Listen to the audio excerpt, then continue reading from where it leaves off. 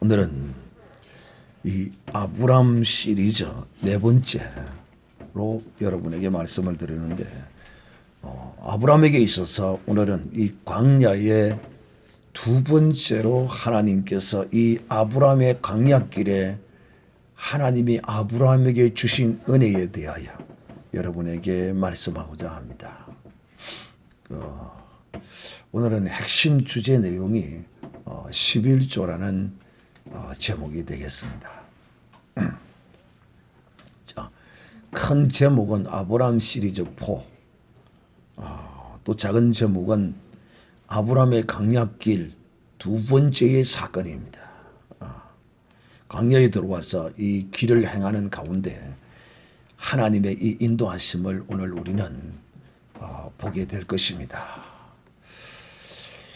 이 아브라함이 오늘 살렘 왕, 평강의 왕, 제사장을, 하나님의 제사장을 만나게 되는 이 동기에 대하여 여러분에게 왜 소돔 왕과 살렘 왕이 이 아브라함을 맞이하는, 배웅을 하는 이런 일이 연출되어지는가에 대하여 그 이유부터 여러분에게 말씀을 드리도록 합니다.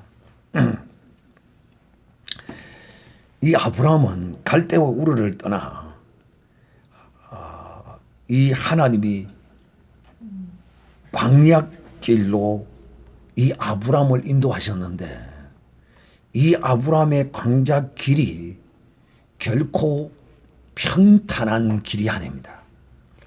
광야길은 참 누구에게든지 어떤 길이든지 험난한 길입니다. 우리 속담에 이런 말이지, 집 떠나면 고생이다. 이 광야길은 그야말로 이 아브라함에게 있어서 고난의 길입니다. 이 아브라함은 누군지도 정확하게 알 수도 없던 어떤 한 신의 음성을 듣고 갈 바도 모르고 그 길을 떠나서 하란이라는 곳에서 이 타향살이에서 부모를 거기서 묻어버리고 이렇게 방황하고 있을 때 또 그 신이 나타나서 아브라함에게 복을 빌며 그 본토 친척 아비집을 기억지도 생각지도 말고 떠나라는 거예요. 그래서 이 아브라함은 이 말씀을 듣고 다시 또 고향을 포기하고 이 가나안 땅에 들어오게 됩니다. 근데 가나안 땅에 들어왔는데, 가나안 땅에 들어오면 뭔가 좀 하나님이 가라고 했으니 뭐 좀 좋은 일이 일어나고 뭐 이렇게 돼야 되는데, 놀랍게도 이 가나안 땅에 들어오자마자 까마귀 날자 앞에 떨어지듯이 그 땅에 기근이 시작이 됩니다. 참, 그러면 여러분, 이 고향 땅 애굽 땅을 안 나오고 거기 있으면 이런 고난이 없느냐? 고난이 없을까요? 우리 인생은, 이 혈과 육을 입은 이 인간은 어느 곳에 있든지 다 이 고난이 따르게 되어 있습니다. 갈대와 우르에 있었다고 해서 이 고난을 안 당하느냐? 아닙니다. 오늘날 우리는 이 교회에 나옴으로써, 예수를 믿고 강야와 같은 교회에 나옴으로써 어떤 사람들이 교회 가니까 이상하게 뭐야 안 좋고 어떻고 저떻고 막 그럽니다. 실질적으로 그런 일이 있어요. 그런데 사람들은 그걸 이해하지 못하고 참지 못하고 이거 교회 가니까 안 좋은 일이 생기기 때문에 안 갈란다고 포기하는 사람도 있습니다. 어떤 모양이든지 간에 믿으나 믿지 아니하나, 애굽 땅에 있으나 세상에 있으나 교회에 있으나, 어떻게 보면 진실적으로 말씀을 드리면 우리는 똑같은 모양의 고난을 당할 수밖에 없습니다. 그런데 이것이, 다른 것이 뭐냐 하면,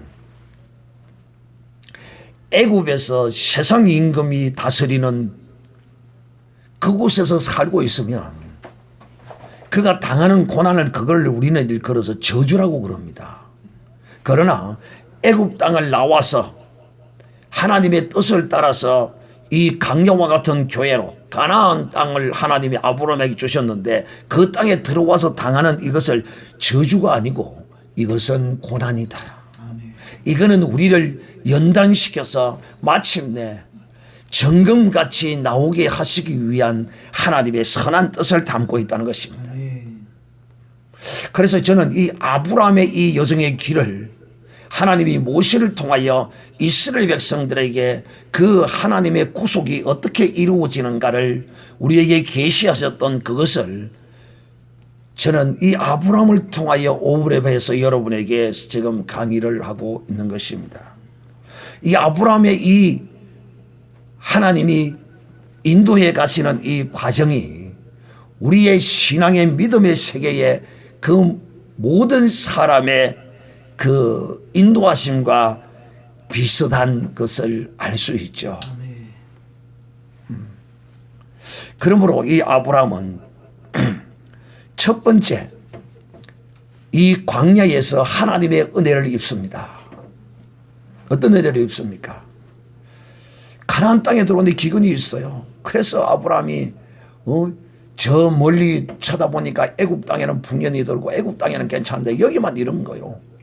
그러니까 하나님께서 주신 그 땅을 지키지 못하고 애굽 땅으로 피하여 갑니다. 애굽 땅으로 피하여 가는 그 길에 그는 두려움을 느낍니다. 왜? 거기 가면 자기 마누라를 빼앗기고 자기가 죽게 될 것이라고 그는 그렇게 생각했습니다. 왜?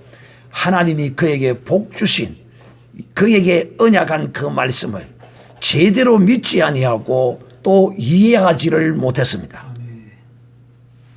그래서 사실상 그는 거짓말함으로써 아브라함이 약속에 대한 믿음이 없으므로 사실상 그는 아내를 바로에게 팔아서 목숨을 부지하는 이런 웃지 못할 이런 비참한 신세의 사람이 되어버리고 말았습니다. 그러나 놀랍게도 하나님의 은혜로 그 아내를 되찾고 오히려 제목까지 듬뿍 받아서 나오게 됩니다. 그래서 다시 베델로 돌아오게 됩니다. 참 여러분 이것이 아브라함의 비록 믿음 없는 행동에도 불구하고 하나님은 이 아브라함을 책망하지도 나무내지도 아니하고 그 위기 가운데서 구하여 주셨어요. 그 이유가 무엇 때문일까요? 왜 아브라함을 이 위기 가운데서 첫 번째 고난의 시련의 위기 가운데서 하나님이 책망도 나무라지도 아니하시고 아브라함을 구원해 주셨을까요? 하나님이 아브라함에게 약속하신 언약 때문이죠. 언약. 그러니까 여러분이 하나님의 언약의 약속을 붙들고 산다는 것은 하나님으로 하여금 여러분을 향하여 그 눈을 향하게 하는 것입니다. 이스라엘을 향하여 하나님의 눈동자가 비칠 것이라, 눈동자가 이스라엘에 있을 것이라 한 말씀이 그런 말씀이 되는 것입니다. 여러분, 하나님은 그 언약을 가진 자를, 하나님의 그 약속의 말씀을 굳건하게 지키고 붙들고 믿고 있는 자를 하나님은 반드시 자기가 약속한 언약의 말씀을 받은 자는 하나님이 이렇게 아브라함처럼 지키시고 인도하십니다. 이런 아브라함이 늘 고향을 떠날 때부터 아브라함과 함께 다니던 그 조카 롯이라는 사람이 있습니다. 근데 이들은 언제부터 이 목축업을 했는지는 알 수는 없지만은 짐승을 기르는 양과 목자가 되어서 이런 일을 하는 건 알 수는 없지만은 아마도 저는 고향을 떠나와서 하란에 거주하면서 거기서 이제 이 직업 변경이 일어난 것으로 저는 생각하고 있습니다. 그렇게 이 아브라함이 이제 하나님의 은혜로 애굽 왕에게서 이제 자유함을 얻어서 다시 이제 베델로 돌아옵니다. 그런데 그 베델로 돌아와서 거기서 이제 조카 롯도 상당히 그 아브라함만큼은 재물은 많지 않았어도 상당한 이제 그 재물을 가지고 있게 되죠. 그러다 보니까 아브라함과 함께 다니니까 양을 키우고 짐승을 키우다 보니 풀이 굉장히 중요하죠. 풀 없이는 먹일 수 없으니까. 그러니까 아브라함과 이제 조카 롯의 종들이 그 풀 때문에 서로 자리 때문에 서로 다툽니다. 한두 번도 아니고 계속거리 다투니까 이제 아브라함이 그 이야기를 듣고는 결단을 내립니다.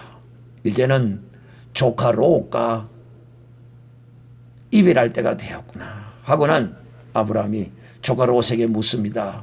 네 종들과 우리 종들이 싸우니 이제 우리가 기르는 양도 많고 그러니 함께 다니기가 영 어렵다. 그러니 롯아 네가 원하는 곳을 먼저 택해라. 그러면 나는 네가 원치 않는 다른 곳으로 나는 갈 테니까. 그때 이제 롯이 그 삼촌의 아브라함의 말을 듣고 쳐다보니까 소돔 고모라가 있는 땅 쪽으로 보니까 여러분 타락한 곳은 비옥한 곳입니다. 왜냐? 그곳에서는 이 세상에 사람의 눈에 아름답고 보기에 좋은 모든 세상의 아름다운 곳은 거기는 반드시 인간의 눈에 좋게 보이는 그런 곳에는 반드시 사단이 마귀가 역사하는 곳입니다. 둘러보니까 소돔 쪽으로 고모라 쪽으로 보니까 그 땅이 비옥한 거야. 롯이 쳐다보니까 애굽처럼 풍성한 곳이야. 애굽처럼. 애굽은 나일강을 끼고 있기 때문에 그곳이 비옥한 곳이거든요. 그건 못지않은 심지어 쳐다보니까 애굽 같고 에덴 동산 같더라라고 말했습니다. 그 땅을 롯이 보고 그 땅을 나는 요리 가겠습니다 삼촌. 그래 그러면 나는 네 반대편으로 갈 거하고. 그런데 그렇게 쫓아갔던 이 롯에게 닥치는 것은 환란이었습니다. 이 롯은 적어도 아브라함의 하나님을 들었고 알았습니다. 그리고 이 롯은 아브라함의 첫 번째 위기에서 하나님이 구해주신 것을 이 롯은 또한 잘 알고 있습니다. 그렇기 때문에 이 롯은 그 소돔과 고모라 땅에서 타락하지 아니하고 저들과 함께 타락하지 아니하고 경건하게 살았던 것이죠. 그런데 그 들어간 그 땅이 그 지역에 사는 많은 이제 왕들이 동맹을 맺고 서로 이제 하고 있는데 그 중에서 그둘라오멜 왕이라는 이 사람이 그 지역에 최고의 힘을 자랑하는 권세자였어요. 근데 마침 이 롯이 살고 있던 그 소돔과 고모라 땅의 왕이 그둘라올에게 이제 조공을 바치고 있다가 뭔가 자기도 이제 조금 이제 뭐 컸는가 그걸 배신을 합니다. 그러니까 그 지역을 다스리고 이제 동맹을 맺고 있던 최고의 이제 힘을 가지고 있던 그둘라오멜이 5 이제 부족장 왕들을 이제 그걸 연합을 이루어 가지고 소돔 고모라가 조공을 안 바치고 배신을 했다 그래가지고 그 치로 들어옵니다. 그러니 그 땅에 살다 보니 그 사람이 뭐 롯은 그 지역 사람이 아닌지 긴지 뭔지 어떻게 알아요? 그냥 그 땅에 살고 있는 그 모든 것들을 그냥 다 깨부셔버리고 롯까지 포로로 잡아가고 그 모든 재산까지 다 쓸어가 버립니다. 참 기가 막힌 일을 벌여졌네. 근데 그 소문을 누가 듣게 되느냐? 그 종이 하나가 탈출해서 쫓아와가지고 아브라함에게 그 소문을 고합니다. 당신의 조카가 지금 모든 재산이 다 빼앗기고 그 가족과 친척이 모두 그둘라오멜에게 다 잡혀갔다. 야, 여러분 여기서 우리는 이 아브라함이 그 베델 지역에 살면서 세 왕과 동맹을 맺었는데 아넬과 또 에스골과 마므레라는 이 세 왕들과 그 지역에 살면서 사이좋게 이제 동맹을 맺었어요. 그래서 아브라함이 그 이야기를 듣고 난 이제 자기 집에 길러온 자기 종 318명과 이 동맹한 군사들과 함께 주력군은 아브라함의 군대죠. 그래서 이제 이 아브라함이 군사를 이끌고 조카 롯을 구하기 위해서 갑니다. 여기 여러분, 여기서 우리는 묘한 것을 하나 느끼게 됩니다. 왜냐? 애굽 땅은 참 큰 나라죠. 애굽은 여기 있는 작은 이런 나라들과 비교도 안 돼요. 큰 나라죠. 뭐 그래서 그럴 수도 있겠지만은 그래도 아브라함이 자기 목숨 하나 지키기 위해서 자기 아내를 거짓말로 팔아넘기던 이런 겁쟁이 아브라함이었습니다. 여러분에게 묻겠습니다. 조카가 귀합니까? 마누라가 귀합니까? 아, 그래요? 그런데 이 아브라함은 자기 목숨이 아까워서 자기 마누라를 귀하게 여기지 아니하고 자기 목숨 하나 지키기 위해서 자기 마누라를 팔아넘기던 이런 겁쟁이 아브라함입니다. 사실은. 그런데 놀라운 것은 이 조카는 자기 마누라보다도 귀하지 않는데 그래도 피부치라고는 사실상 이때 조카 이 하나밖에 남지를 않았어요. 그게 귀하기는 귀하죠. 그러나 마누라보다는 귀하지 않죠. 그런데 이 조카를 구하기 위해서 주위에 동맹을 맺은 사람들과 함께 그 그돌라오메를 그 연합군을 치러 갑니다. 여러분, 여기서 까딱하면 죽을 수도 있고 그런데도 불구하고 아브라함이 가게 됩니다. 이때 아브라함은 이미 무엇을 경험했습니까?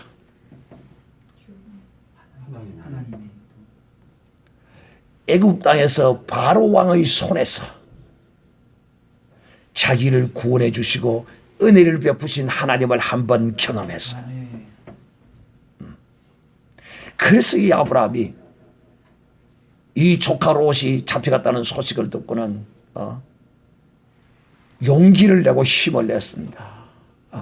아브라함이 이렇게 할 수 있었던 것은 그 동기가 분명히 애굽 땅에서 자기가 거짓말해서 하나님의 은혜로 살아나온 그게 여러분 하나님의 은혜가 아니고서야 그 왕을 거짓말하고 속였다 이래 되면 살아남을 자 있습니까? 없습니다. 그런데 재물도 도로 내놔라 소리도 않고 그냥 좁게 곱게 보내주거라. 그때 아브라함이 뭘 느꼈을까? 야, 참 내가 재수 좋다. 내가 참 운이 좋다. 요것으로 끝난 게 아니라 나를 갈대와 우리에서 인도해 주신 하나님의 은혜구나. 여기서 하나님의 은혜를 조금 맛을 보게 됩니다. 이것이 아브라함이 조카 롯을 구하러 간 그런 그 원동력이 된 것으로 저는 추측을 하죠.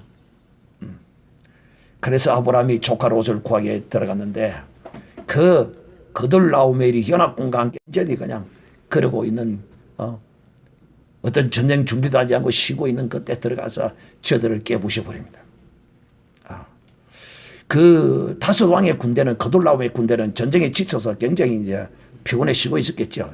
그리고 여기는 이제 전쟁을 한 사람도 아니고 이제 바로 첫 시작하는 전쟁이기 때문에 힘도 좋고 뭐 그런 거 있겠죠. 어쨌든 모든 전쟁이 우리가 잘 아는 것처럼 전쟁은 사람에게 속한 것이 아니라 하나님께 속한 것이고 그 성기도 하나님이 주장한다는 사실을 우리는 너무도 잘 알고 있어요.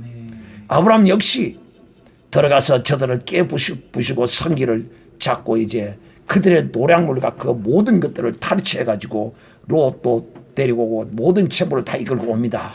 그런데 그렇게 개선하는 그 자리에 누가 나타나느냐? 롯이 살고 있던 소돔 왕도 그 자리에 나타나고 또 우리는 사실 이 성경에 여기에 딱 한 번 기록하고 더 이상 나오지도 않은 그 한 왕 바로 이 살렘 왕이 이 두 왕이 아브라함을 마중을 나옵니다. 왜 이런 기록을 하게 되느냐? 어떤 기록이냐면 이 살렘 왕의 등장을 이렇게 밑도 끝도 없이 등장을 시켜놓고 있느냐? 사실상 앞에 그 14장에 보면 뭐 다섯 왕이 있고 네 왕이 있고 또 이 아브라함이 사는 지역에 동맹을 맺은 여러 왕들이 있고 막 이런 것이 있으면 거기도 어디에 살렘 왕도 있더라라고 하면 기록할 만도 한데 기록에 놓지 않는 것은 하나님의 구속사의 그 거룩하심과 그 능력을 나타내기 위하여 이 살렘 왕을 여기 밑도 끝도 없이 갑자기 여기에 등장시키고 있는 것이다. 즉 다시 말하면 실제적으로 이 살렘 왕이라는 이 왕은 그 지역의 소돔 고모라 지역 가까운 곳에 살고 있었던 왕이었고 제가 보기에 추측건데 실제적으로 살았던 왕이고 또 이 왕은 아브라함이 인도함을 받았던 그 하나님을 섬기는 왕이었다. 저는 이렇게 추측을 합니다. 그리고 그가 이제 이 아브라함이 성전하고 돌아온다는 소문을 듣고 소돔 왕과 함께 이제 이렇게 이 아브라함을 영접하러 나오는데 이 살렘 왕은 아브라함이 누구인지를 알았던 영성이 뛰어난 왕인 것으로 저는 추측을 합니다.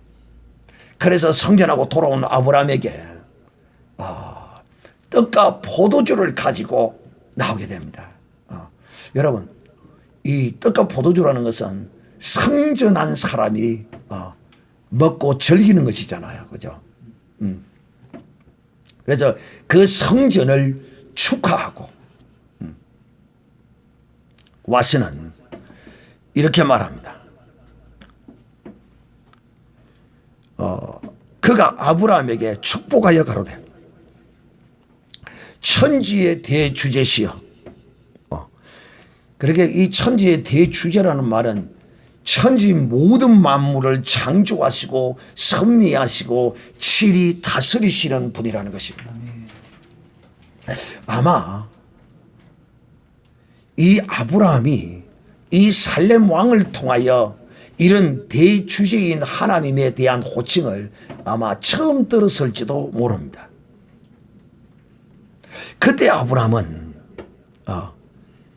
이 이야기를 듣고 큰 자기의 그 영적 체험의 어떠함과의 그 동질성을 거기서 저는 느꼈을 것으로 추정을 합니다. 천지의 대주제시요 지극히 높으신 하나님이여 아브라함에게 복을 주시옵소서. 너의 대적을 내 손에 붙이신 지극히 높으신 하나님을 찬송할지어다. 그러니까 이 아브라함에게 정말 그 성전가 치고는 최고의 성전가를 이 살렘 왕이 지금 부르고 있는 것입니다. 즉 다시 말하면 아브라함아 네가 이렇게 이 전쟁에 성전한 것은 이것을 이길 수 있었던 것은 천지의 대주제이신 창조하시고 다스리신 그 하나님 그 신이 너를 그들의 손에서 구원하시고 그들을 네 손에 이 대주제께서 붙이셨다. 그러므로 너는 그분을 찬송하라. 그분께 영광을 돌리라. 그럴 때 이 아브라함의 그 영적 거룩한 그 심령에 이게 확 꽂혀 들어오는 겁니다. 야 정말 내가 갈대우르에 있을 때 나를 이끌어낸 바로 그분이 대주제시며 이분이 내게 정말 이 다섯 왕 그돌라움 왕의 연합군을 쳐부술 수 있도록 그분이 그들을 내 손에 붙이지 않았다면 내가 어떻게 이런 일을 할 수 있었겠느냐. 그렇습니다 하고 이 살렘 왕에게 자기가 노력한 것을 10분의 1을 딱 끊어다가 살렘 왕에게 감사로 딱 드립니다. 이게 바로 11조의 근원이 된 것입니다.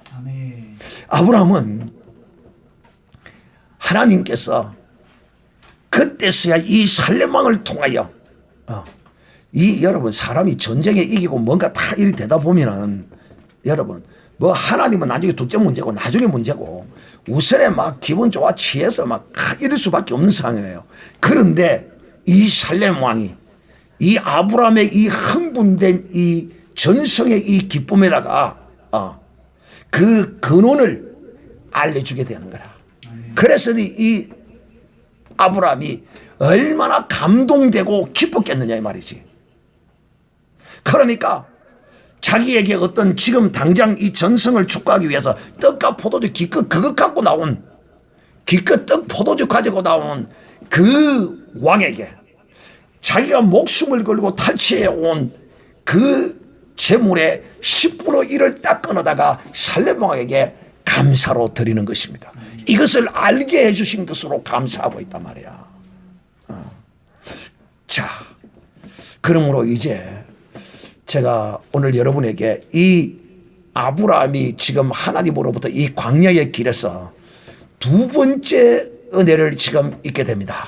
한 번은 애굽 땅에서 바로 왕의 손에서 구원함을 받았고, 오늘 이 조카 롯을 구원해 오기 위해서 이 그돌라오멜 왕, 이 다섯 연합군의 왕을 쳐부수는 이 적군을 아브라함의 손에 하나님이 붙여주신 이런 엄청난 은혜를 이 아브라함이 경험하게 됩니다. 그러므로 우리는 이 아브라함의 이 11조가 어떤 의미를 담고 있는가를 오늘 여러분에게 말씀을 드리도록 하겠습니다. 사랑하는 형제들이요, 오늘 이 아브라함의 광야길이 그야말로 참 지뢰밭인 것처럼 우리도 하나님의 은혜를 입어 이 애굽 땅에서 갈대와 우루와 같은 곳에서 하나님이 이 약속한 땅, 이 광야와 같은 이 교회로 우리를 하나님이 이 광야와 같은 교회로 인도하셨어요. 아멘. 역시 이 광야와 같은 교회가 온다고 해서 우리의 인생이 삐까뻔쩍 하루아침에 샥 변하거나 그러지 않습니다. 여전히 이 광야 교회에서 우리는 이 악한 마귀들과 싸우는 이 영적 거룩한 전투를 쉬지 않는 믿음의 삶을 살아야 하는 것입니다.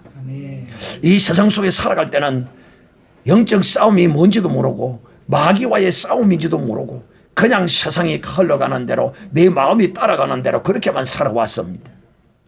그래서 세상 속에 살 때는 갈대와 우르에 살 때는 애굽 땅에 살 때는 그야말로 먹다가 잡혀 죽을 짐승처럼 돼지처럼 마귀가 주는 그 밥이나 먹고 등 따시고 배부르고 살면은 그만이다라고 내 힘껏 내 능력껏 살다가 가면 그만이라고 살아가던 우리들이 아닙니까? 그런데 이제 이 광야로 딱 들어와 보니까 이 광야의 이 삶은 하나님의 은혜가 없이는 살 수 없다는 것이에요. 이 아브라함이 이처럼 두 번 위기와 고난을 이런 어려움을 당하는데 여기서 이 아브라함의 광야길에서 하나님은 그에게 은혜를 베푸시며 나타나시는 거예요. 그러므로 이 아브라함의 11조의 개념은 잘 들으셔야 됩니다. 오늘날 교회 안에서 참 웃기는 그래서 성경을 좀 바로 알아야 된다는 말이 그 말입니다. 왜냐? 이 11조를 말하면 항상 율법을 끄집어냅니다. 지금 이 시대에 하나님이 지금 아브라함에 율법을 주셨습니까? 아니에요. 이 11조는 율법과 전혀 상관이 없는 거예요. 11조는 율법과 상관이 없어도 하나님은 이 11조를 율법 속에 포함시켰어요. 그 말이 무슨 말이냐? 율법이 먼저가 아니라 뭐가 먼저라고? 11조. 율법의 11조가 먼저가 아니라 무엇의 11조가 먼저라는 것입니까? 아브라함의 11조가 먼저라는 거야. 그러므로 이 11조를 언급할 때는 율법이 어떻고 율법의 하라 어떠다 이런 것과는 아무런 상관이 없는 거라니까. 나는 참 목사들이 성경을 제대로 이해하지를 못해. 성경은 이 11조를 율법과 전혀 상관없다라고 기록하고 있는데도 이걸 보지 못하는 거야. 그래서 11조는 율법과 상관은 없어. 그러나 그 율법을 통하여 11조를 말씀하시는 그 가운데 정신은 반드시 이 안에 우리가 이해하는 것으로 우리가 받아야 돼요. 그러나 11조는 율법에 속한 것이 아니라는 사실도 오늘 여러분이 정확하게 알고 11조와 율법은 상관이 없다. 우리 주 예수님께서도 우리에게 말했어요. 11조와 헌물과 구제와 이런 것들을 패하지 말라고 주님이 우리에게 예수님께서도 이렇게 말씀했어요. 이거는 율법에 속한 게 아니에요. 율법이라는 것은 예수 그리스도로 말미암아 성취되고 이루어질 것을 우리는 패하여진 것이라고 말하는 것이지. 율법의 그 거룩한 정, 그럼 율법에 십계명에 살인하지 말라. 율법이 끝나니까 살인해도 되겠네. 이 말이 안 되는 게야 이거. 율법이 끝났다는 것은 예수 그리스도로 말미암아 성취되고 이루어지겠으므로 그것이 끝났다는 것이에요. 그렇다면 오늘날 우리는 이 11조를 어떤 개념으로 해야 되느냐? 바로 이겁니다.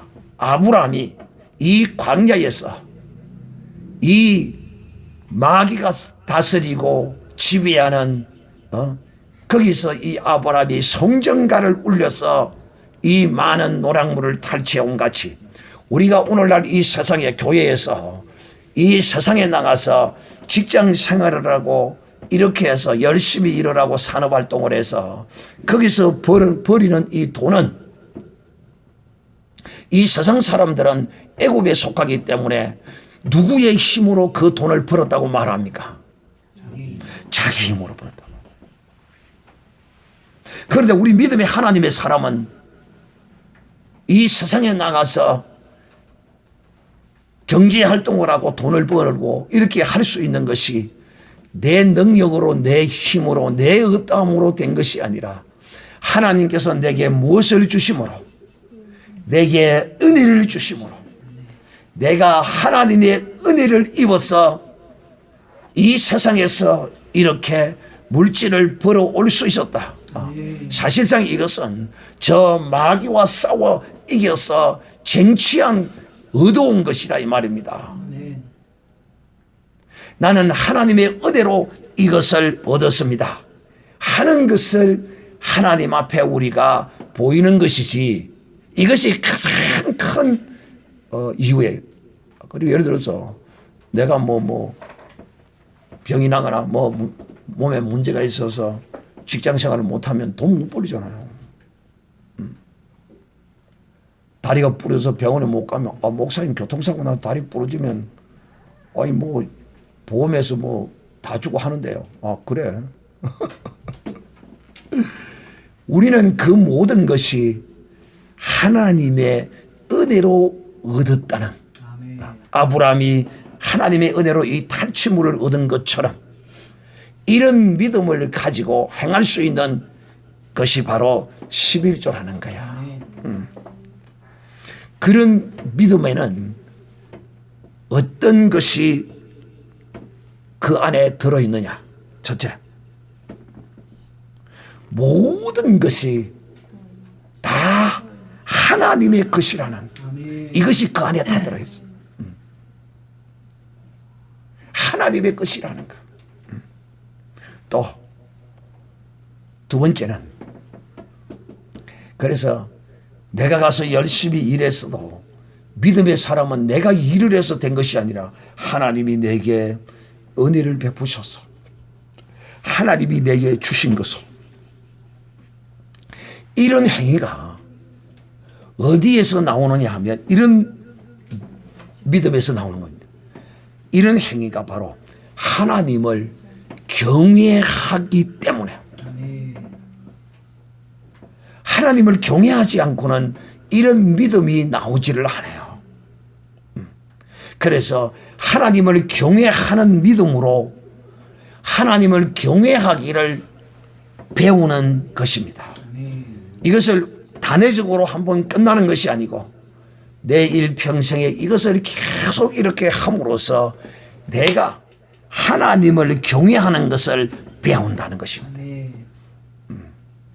이런 것이 이 11조를 하는 그 중심되는 그 뜻의 가지라 이렇게 말할 수 있습니다.